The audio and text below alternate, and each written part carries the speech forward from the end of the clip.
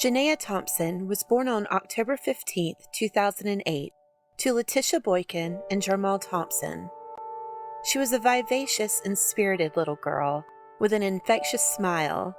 She was generous and loving and enjoyed all things girly, fashion, jewelry, Hello Kitty, and SpongeBob. She was excited about starting kindergarten in a couple of weeks, in the fall of 2014.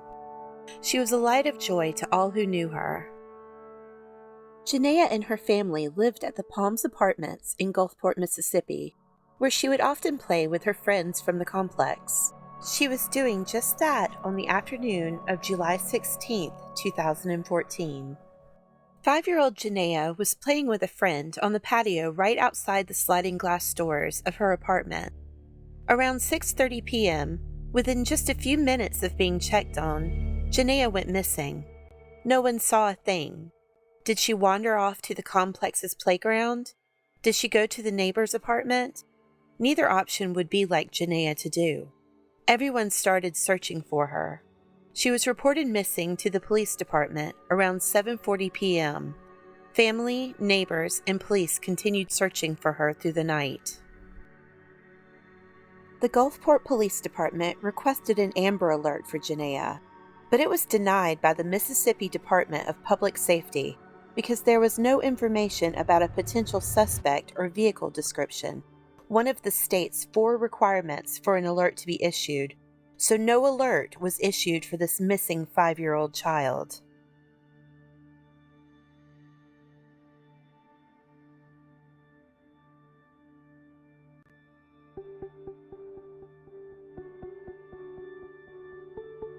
By the time the local news channels were alerted, around 11:30 p.m., most broadcasts were already off for the night.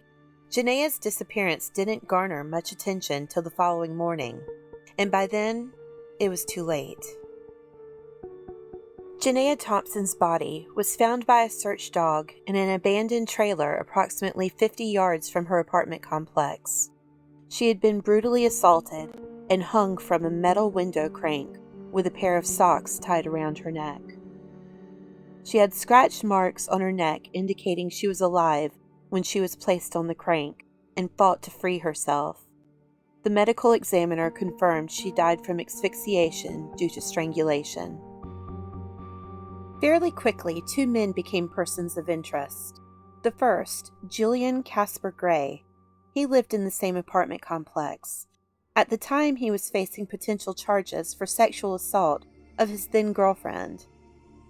A year after Ja'Naya's passing, the 31-year-old was officially charged with 2 counts of exploitation of a child for photos found in his phone, sexual battery, and rape of his former girlfriend. He was eventually sentenced to 20 years in prison with no parole for those offenses, none of which had anything to do with Ja'Naya's case.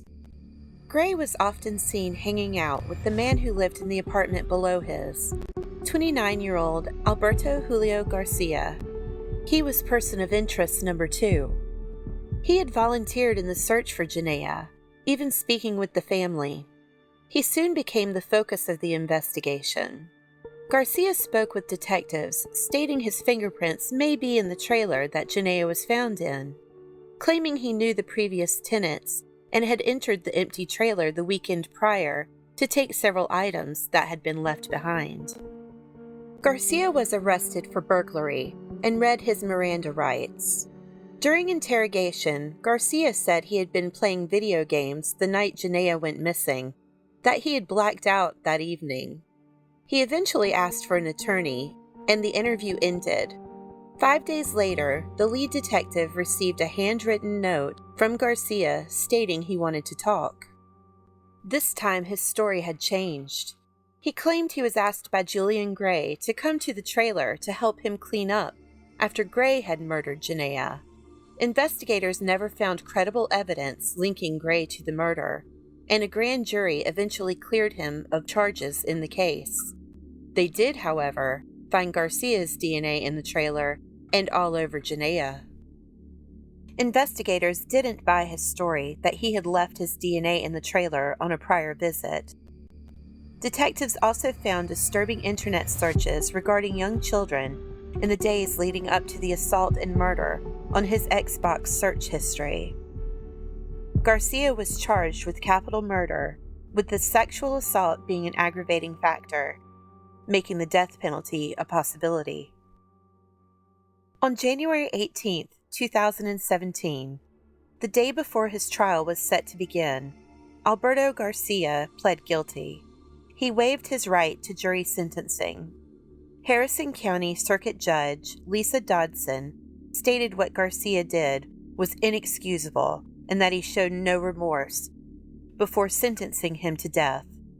In January of 2021, he was transferred to Unit 29 in the Mississippi State Penitentiary, where men on death row are housed. There are currently 34 men sitting on death row in Mississippi. The state has executed 19 men since 2002 by lethal injection.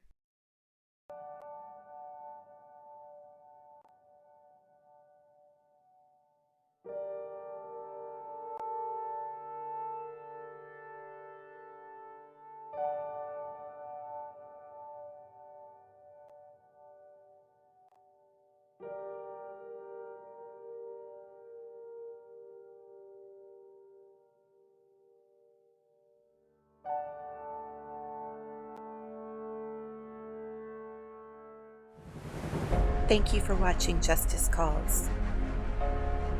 Are you listening?